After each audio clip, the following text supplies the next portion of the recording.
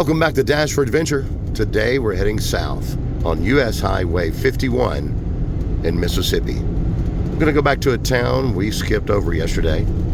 See if we can capture a story of something that happened almost 100 years ago.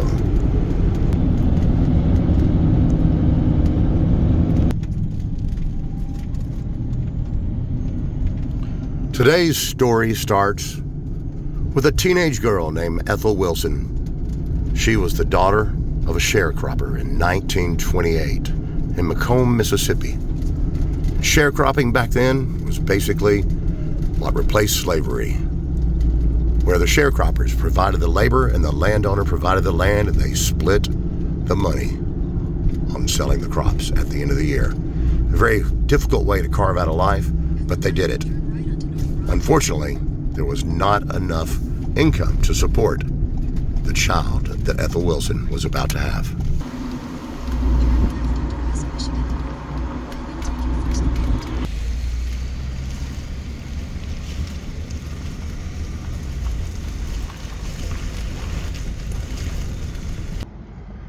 Ethel Wilson's dad would have brought his crops here, where they would sell their crops and ship them off on the rail line.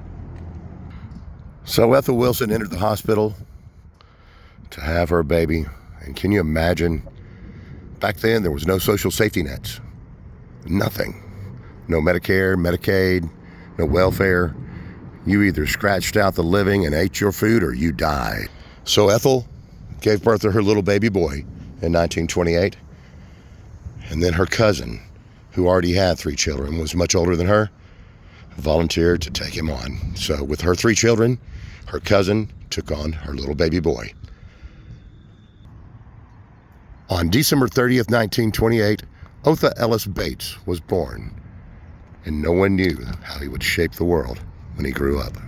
Little Otha Bates was raised by Gussie McDaniel right here in McComb, Mississippi. And when Gussie McDaniel's husband passed away, she grabbed up her kids and Otha, and she headed to Chicago. That would have been about when Otha was 6 or 7 years old.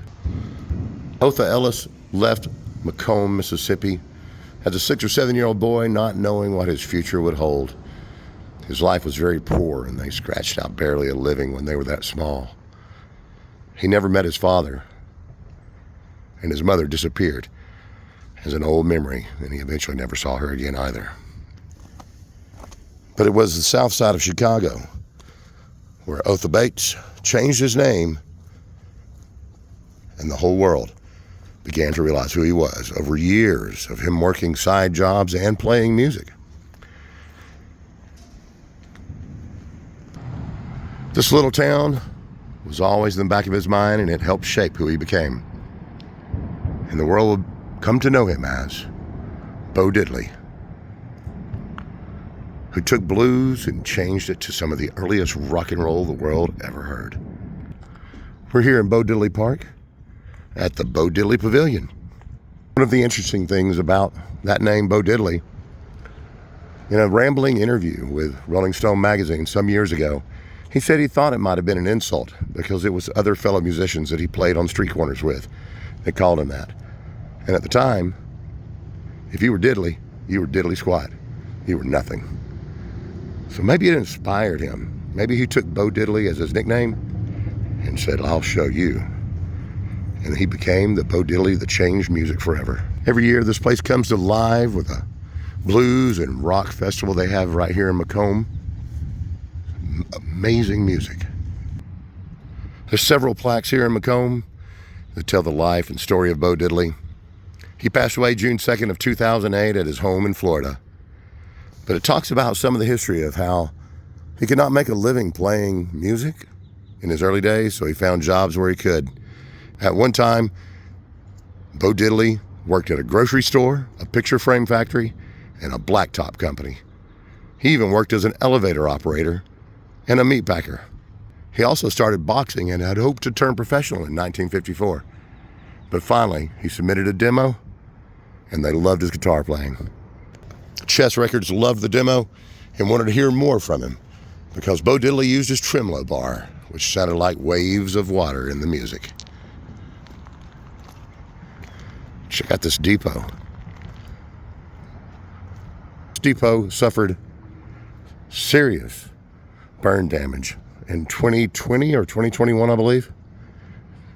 A disgruntled man was upset. He came here, and to show his aggravation, he lit fire to it. They have been working ever since to restore this thing meticulously to the historic way it was. And it's no surprise that little Otha Bates moved to south side of Chicago because the Illinois Central would come right here to McComb, Mississippi. That is a massive steam engine. These wheels are taller than I am. Look.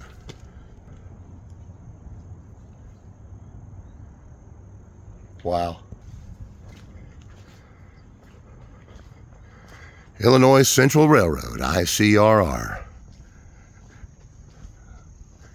The 2542.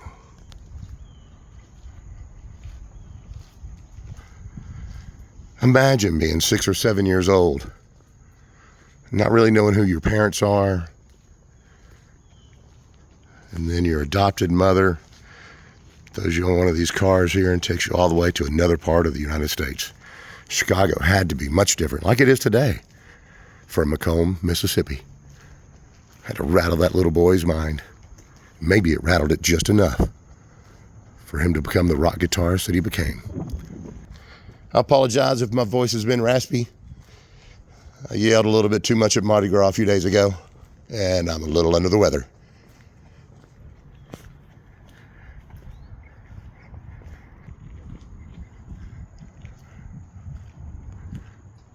McComb is one of the rare places that still has railroad service.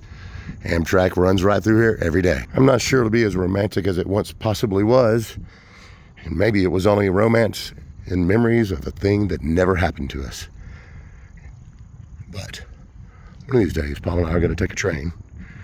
If not Amtrak, maybe the Rocky Mountaineer. You never know. Thank you guys for joining us today on our little trip to McComb, Mississippi, to learn a bit about the earliest of Bo Diddley's life.